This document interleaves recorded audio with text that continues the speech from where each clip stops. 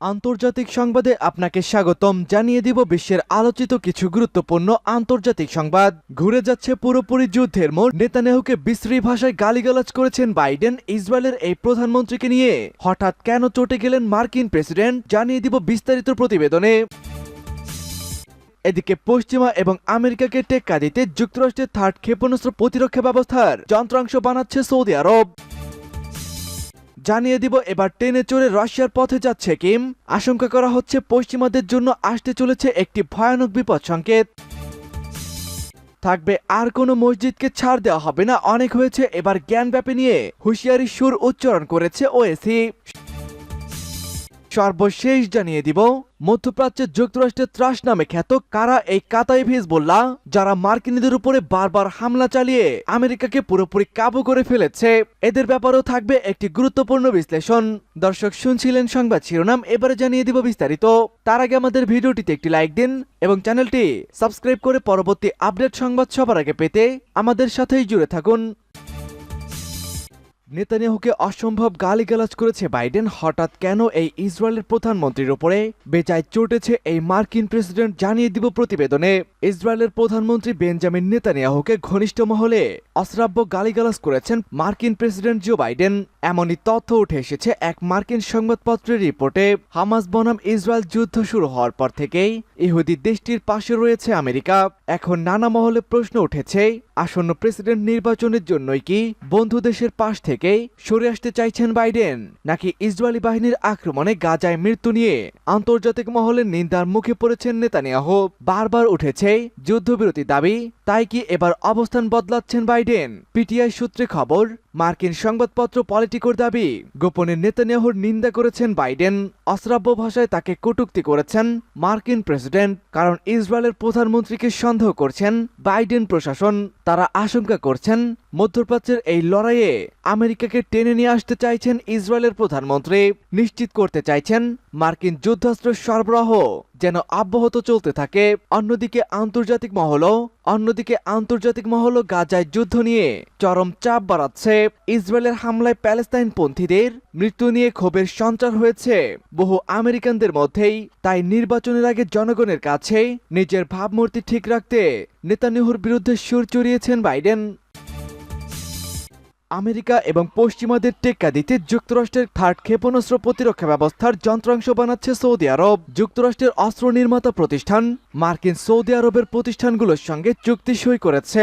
লকহিডের সর্বাধুনিক ক্ষেপণাস্ত্র ব্যবস্থা থার্ডের যন্ত্রাংশ তৈরি করবে সৌদি আরব। এমন সময় মার্কিন কোম্পানিটি এই চুক্তিটি সই করল যখন মধ্যপ্রাচ্যে ইরান সমর্থিত গোষ্ঠীগুলোর বিরুদ্ধে সামরিক অভিযান চালাচ্ছে যুক্তরাষ্ট্র।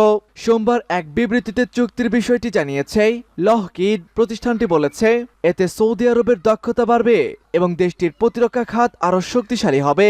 সৌদি আরবের রাজধানী রিয়াদে আয়োজিত সমরাস্ত্র প্রদর্শনী ওয়ার্ল্ড ডিফেন্স শো এর ফাঁকে এই চুক্তির ঘোষণা দেওয়া হয়। দেশটির সরকারি বার্তা সংস্থা জানিয়েছে, এই প্রদর্শনীতে 11টি চুক্তি সই করেছেন রাষ্ট্রীয় মালিকানাধীন সৌদি আরেবিয়ান মিলিটারি ইন্ডাস্ট্রি। এই অঞ্চলে ক্রমবর্ধমান উত্তেজনার মধ্যেই এই চুক্তিটি সই হল। শনিবার ইয়েমেনে হুতি গোষ্ঠীর 36টি লক্ষ্যবস্তুতে হামলা চালায় যুক্তরাষ্ট্র ও যুক্তরাজ্য।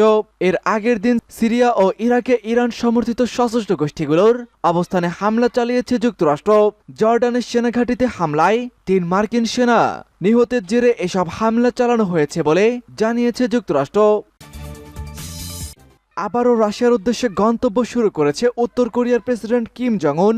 ধারণা করা হচ্ছে পশ্চিমাদের উদ্দেশ্যে আসতে চলেছে আরেকটি নতুন বিপদ সংকেত। রুশ প্রেসিডেন্ট ভ্লাদিমির পুতিনের সঙ্গে বৈঠক করতে উত্তর কোরিয়ার নেতা কিম জং উন সাজোয়া ট্রেনে চড়ে রাশিয়ার ভ্লাদিভস্কের পথে রওনা করেছে বলে খবর পাওয়া গেছে। বিদেশ সফররত কিমের যে সাজোয়া ট্রেন ব্যবহার করেন সেটিকে উত্তর কোরিয়ার রাজধানী পিংইয়ং ছেড়ে যেতে দেখা গেছে, এমনটি জানিয়েছে দক্ষিণ কোরিয়ার সংবাদ মাধ্যম। পুতিন ও কিমের মধ্যে মঙ্গলবারের শুরুতেই বৈঠক হবে বলে আশা করা হচ্ছে।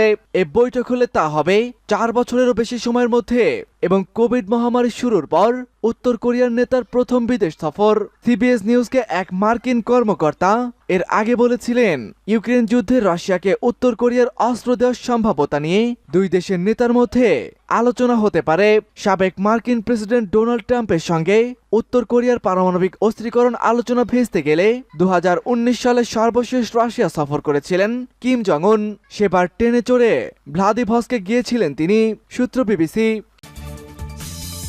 মধ্যপ্রাচ্যে যুক্তরাষ্ট্রের ত্রাস কাতায় হিজবুল্লাহ কারা এই গোষ্ঠীটি? মধ্যপ্রাচ্যে আবারও প্রভাব বৃদ্ধির চেষ্টা করেছে মার্কিন যুক্তরাষ্ট্র। সামরিক পদক্ষেপও নিচ্ছে তারা। তাদের হামলায় ইরানপন্থী অনেকেই হারাচ্ছে প্রাণ। তবে এই অঞ্চলের সশস্ত্র গোষ্ঠীগুলো এই পদক্ষেপকে ভালোভাবে নিচ্ছেন না, কোথাও কোথাও দিচ্ছে কড়া জবাব। গত সপ্তাহেই জর্ডানে ইরান সমর্থিত ইরাকি যোদ্ধারা মার্কিন ঘাঁটিতে হামলা চালায়। এতে নিহত হন 3 মার্কিন সেনা, আহত হয়েছে 40 জন। পেন্টাগন এই হামলার জন্য সম্প্রতি দায়ী করেছেন ইরান সমর্থিত ইরাকি মিলিশিয়া গোষ্ঠী কাতাইব হিজবুল্লাহ নামে এক সংগঠনকে। ফলে আলোচনায় উঠে এসেছে এই সংগঠনের নাম। কারা এই কাতাইব হিজবুল্লাহ? তাদের শক্তি সামর্থ্যই বা কতটা যে নিরাপত্তা বলয় ভেঙে মার্কিনীদের ডেরায় ঢুকতে সক্ষম হয়েছেন তারা? রয়টার্সের এক প্রতিবেদনে উঠে এসেছে এই সংগঠনের নানা অজানা দিক। 2003 সালে ইরাকে মার্কিন নেতৃত্বাধীন আগ্রাসনের পর ইরানের সমর্থনে গড়ে ওঠা বহু সশস্ত্র গোষ্ঠীগুলোর মধ্যে একটি হচ্ছে এই কাতাইব হিজবুল্লাহ। ইসলামী মতাদর্শে বিশ্বাসী এমন ইরাকি সশস্ত্র সংগঠনগুলোর মধ্যে তারা সবচেয়ে বেশি জনপ্রিয়। কঠোরপন্থী শিয়া সশস্ত্র গোষ্ঠীগুলোর এই জোটের দাবি, গাজায় যুদ্ধ শুরু হওয়ার পর থেকে তারা মার্কিন বাহিনীর উপরে প্রায় 1.5 শতাধিক হামলা চালিয়েছেন। আর কোনো মসজিদ ছাড়ব না, অনেক হয়েছে। এবার জ্ঞানব্যাপী মসজিদ নিয়ে হুঁশিয়ারি দিয়েছে ওয়েসি। মুসলিম পক্ষ কোনো অবস্থাতেই বারাণসীর জ্ঞানব্যাপী দখল ছাড়বে না বলে হুঁশিয়ারি দিয়েছেন আল ইন্ডিয়া মজলিস ইত্তেহাদুল মুমিনিন এর প্রধান আসাউদ্দিন ওয়েসি। সোমবার হায়দ্রাবাদের এমপি বলেন, আর কোনো মসজিদের দখল আমরা ছাড়ব না, অনেক হয়েছে। বারাণসী জেলা আদালত 1.5 বছর আগে আঞ্জুমান ইন্তেজিমিয়া মসজিদটির কমিটির আবেদন খারিজ করে দিয়ে হিন্দু পক্ষের আবেদন মেনে জ্ঞানব্যাপী চত্বরে পূজা অর্চনার অনুমতি চেয়ে দায়ের অবদানের সম্মতি শুনানি দেওয়ার পরে আশঙ্কা প্রকাশ করেছিল ওয়েসি। তিনি বলেছিলেন, অযোধ্যায় রাম মন্দির, বাবরি মসজিদ মামলার মতোই পরিণতির দিকেই বারাণসীর জ্ঞানব্যাপী মামলাও এগোচ্ছে। গত 31 জানুয়ারি জেলা বারাণসী আদালতের বিচারক অজয় কুমার বিশ্বের জ্ঞানবাসীর সিল করা একটি তাহখানায় হিন্দু ভক্তদের আরতি এবং পূজা অর্চনার অনুমতি দিয়েছিলেন। পরদিন থেকেই দৈনিক 5 দফা আরতি শুরু হয়েছে সেই বেশ তাহখানায়। মসজিদ কমিটির তরফে এলাহাবাদ হাইকোর্টে স্থগিতাদেশের আবেদন জানানো হলে তা খারিজ হয়ে গেছে গত 2 ফেব্রুয়ারি। এরপর মসজিদ কমিটির দ্বারস্থ হয়েছে সুপ্রিম কোর্টে। এই আবহে ওয়েসি দাবি, বারাণসী জেলা আদালতের নির্দেশের ফলে দেশের রাম জন্মভূমি বাবরি মসজিদ স্থাপতির মতো নতুন করে অস্থিরতা সৃষ্টির আশঙ্কা করছেন।